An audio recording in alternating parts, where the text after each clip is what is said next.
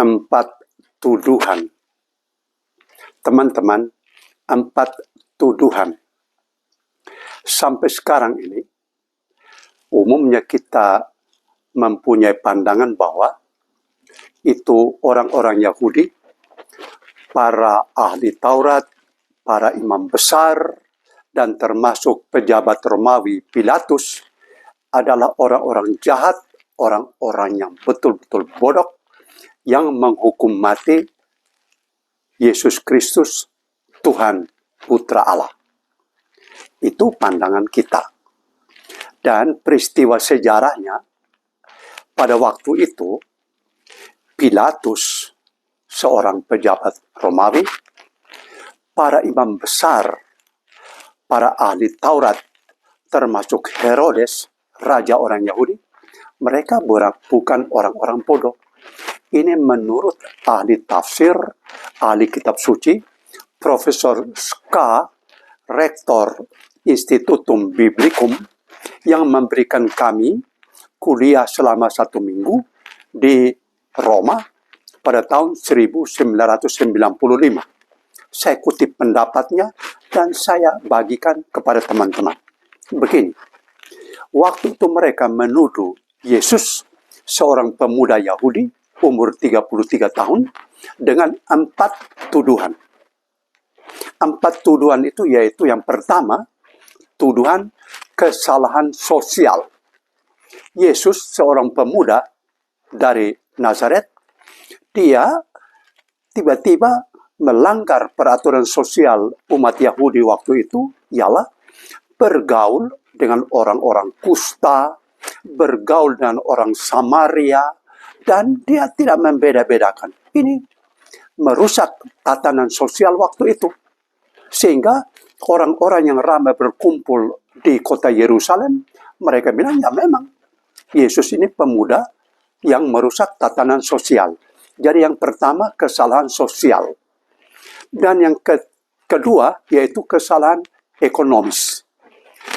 Yesus pernah dan melarang itu orang-orang tidak boleh berjual beli di Kenisa. Ini para imam besar dan juga para imam yang melayani di Kenisa, mereka sangat dirugikan. Juga penjual baik dari orang-orang Yahudi maupun orang-orang dari luar yang berdagang, berjual beli di Kenisa, mereka sangat dirugikan. Yesus melarang orang tidak boleh berjual beli di Kenisa. Itu nanti orang-orang hidup dari mana? Sehingga para penjual dan juga para pembeli yang sederhana juga katakan, ya memang benar, dia harus dihukum dari kejahatan ekonomi. Yang pertama kejahatan sosial, yang kedua kejahatan ekonomi. Lalu yang ketiga, kejahatan politik. Ya, saya heran. Ini orang ahli kitab suci ini bilang, Yesus membuat suatu kejahatan politik. Yaitu, Yesus pernah katakan, bilang, ya, bayar pajak. Apa yang hak Kaisar, bayar kepada Kaisar. Apa yang hak Allah, kepada Allah. Itu secara tidak langsung, bahwa itu sebenarnya, Yesus waktu itu pikir, ya, penjajah Romawi ada di sini. Dan dia tidak melawan. Barabas yang sementara dihukum, itu dia dihukum karena melawan orang Romawi.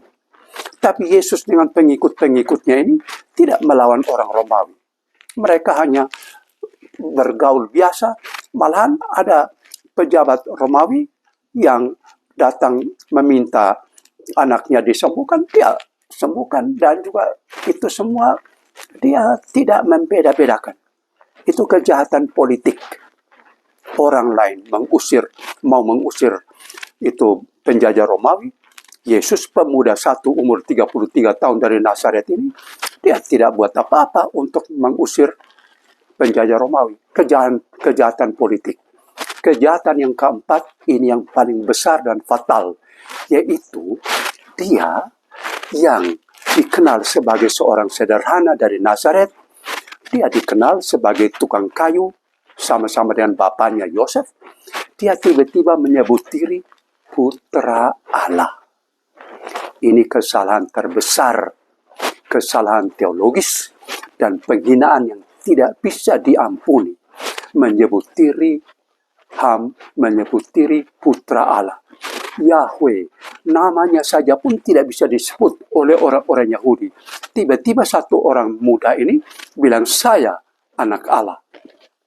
Maka menurut Profesor K, itu pasti ada kutipan rupa-rupa dan banyak tafsiran, Yesus dituduh dengan 4 kejahatan.